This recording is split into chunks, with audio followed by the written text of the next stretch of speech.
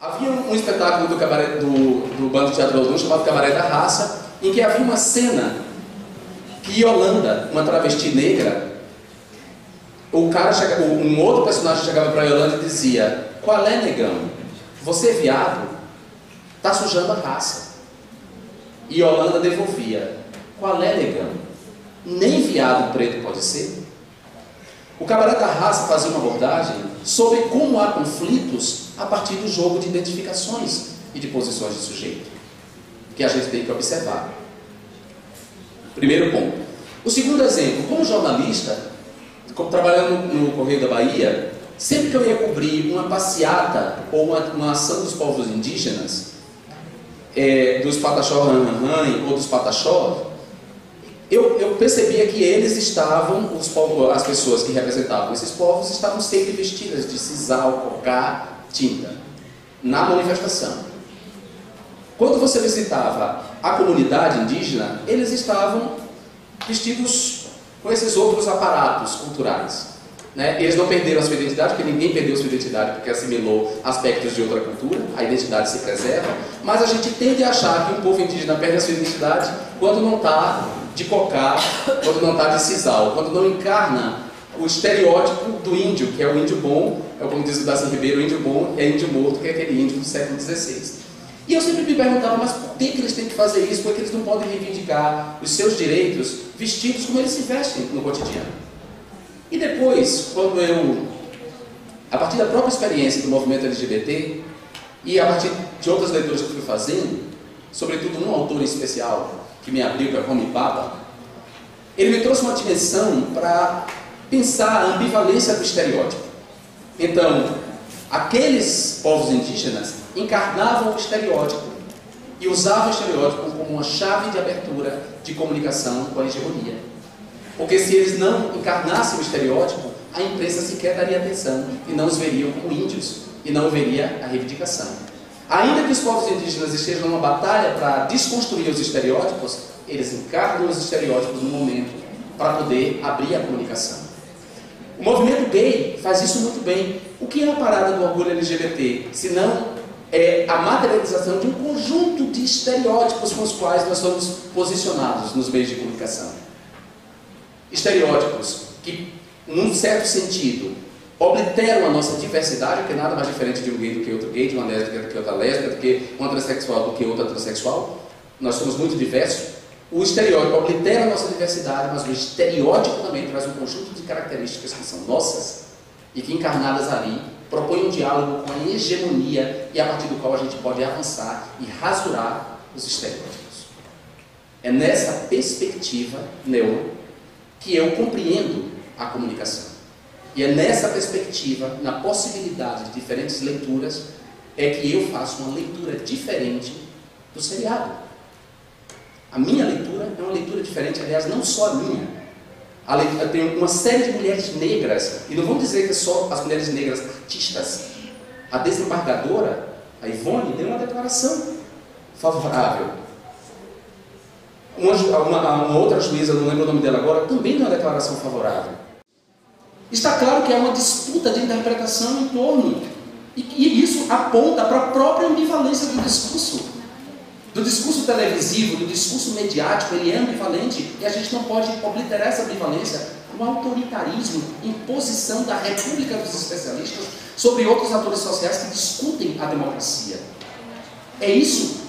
Quando me posicionei nesse sentido, como outras pessoas se posicionaram, fazendo outras interpretações, e a gente tem que considerar essa possibilidade sim, e fazer essas outras interpretações, não é usurpar das outras o direito de falar, ou falar em nome de, porque eu não represento todos os homossexuais, não represento homossexuais que me detestam, que não se sentem representados por mim, e não se sentem representados por mim porque são interpelados por outras identidades, que não a identidade sexual, como a identidade de classe. Tem gente, por exemplo, que acha que eu sou uma bicha pobre, nordestina, feia, não sou fashion, não uso o cabelo da moda, não estou vestido, não falo das divas pop, não identifico, não se sente identificada por mim, elas são interpeladas por outras identificações. Tem pessoas homossexuais evangélicos, cristãos, que não se identificam comigo porque eu defendo as religiões de matriz africana. Ou seja, nós somos interpelados de diferentes maneiras na vida, por causa das posições que a gente ocupa. A gente tem que considerar isso. Então eu não estou pedindo, eu não estou dizendo que eu represento todo mundo, eu acabei de citar aqui, e citei sem nenhum pedantismo, eu citei para poder ilustrar, estamos no espaço de ensino.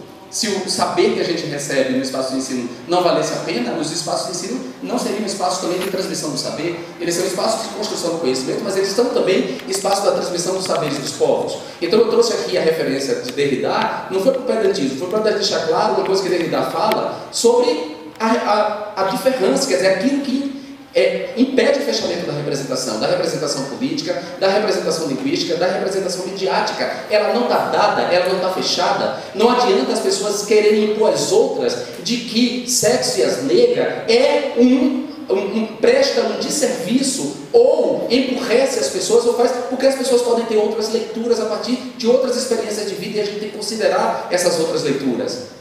Senão a gente está sendo autoritário, a gente está sendo catequético, a gente está pensando na perspectiva dos jesuítas, que as pessoas são um vazio de cultura e que nós temos que levar iluminação para eles. A gente está desconsiderando as resistências culturais.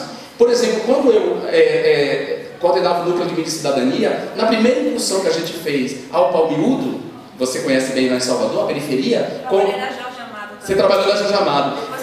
Então, quando a gente fez a primeira incursão, os alunos da Jorge Amado, que na época eram alunos quase todos brancos e da classe média alta de Salvador, disseram para mim, durante a formação, para mim e para a Maranta, a gente vai levar, né, professor, a gente vai lá levar o conhecimento para eles. Eu falei, abre o leque, meu querido. Essas pessoas resistiram até aqui sem precisar da sua benevolência, sem precisar da sua ajuda. Essas pessoas desenvolveram estratégias de resistências culturais que você não compreende e nem alcança para lidar com a falta, com a ausência de direito, para lidar com a violência policial, para lidar com a falta de transporte, para lidar com a falta de moradia, de saneamento básico e de bens culturais. As pessoas não têm equipamentos de cultura e elas desenvolveram sua própria cultura. O funk aí emergiu como uma força poderosa cultural. E o projeto de lei que reconheceu o funk como uma manifestação cultural, o relatório que aprovou é de minha autoria lá na Câmara dos Deputados. Então eu disse isso para eles, vocês não vão não, porque vocês têm mais a aprender com eles do que eles com vocês. A gente vai fazer uma troca, um diálogo nessa promoção. Então a gente tem que considerar essas ambivalências. E acho que a gente não pode destruir as pontes. Eu apanho nas redes sociais dos fundamentalistas religiosos, dos fascistas, por tocar o tema dos direitos humanos. E o tema dos direitos humanos das minorias. Eu sou associado à pedofilia em discurso nas redes sociais por defender a comunidade de sexo diversa. E a comunidade de sexo diversa na sua diversidade. Porque há na comunidade de sexo diversa mulheres lésbicas negras, travestis e transexuais negras, vítimas de misoginia e de racismo dentro da própria comunidade de sexo diversa. Eu estou nessa batalha ali e há um custo por essa luta. A defesa dos direitos sexuais e reprodutivos das mulheres tem um custo enorme para mim, que não é só o custo eleitoral, é o custo da ofensa, da violência à minha mãe, às minhas irmãs, à minha família. Para agora, o movimento, ou um pedaço do movimento, ou um conjunto de pessoas quererem me transformar em inimigo público e me ofender nesse grau, com esse grau de ofensa, de agressão, porque eu me posicionei a partir do meu conhecimento, da minha história de vida, da minha interpretação, a favor de uma série protagonizada por 4 artistas negras, cujo último episódio teve uma cena que eu fiquei espantado. Como é que alguém pode ver racismo? A personagem da Lília Valesca, que é uma das maiores atrizes de musical do Rio de Janeiro, negra, incrível. A personagem dela volta para casa depois de ir para o lançamento de um livro em que estava namorado. Ela volta para casa e a filha dela está esperando ela para dormir. E a menina está com um bebê, uma boneca negra, uma coisa que eu nunca tinha visto na TV. Uma criança com uma boneca negra, e a menina pede para ela contar uma história para dormir, e ela pega o livro e conta a história de uma princesa africana. E aparece a imagem de uma mulher negra vestida de Oxum, desfilando por uma pradaria. Essa representação ela é ambivalente.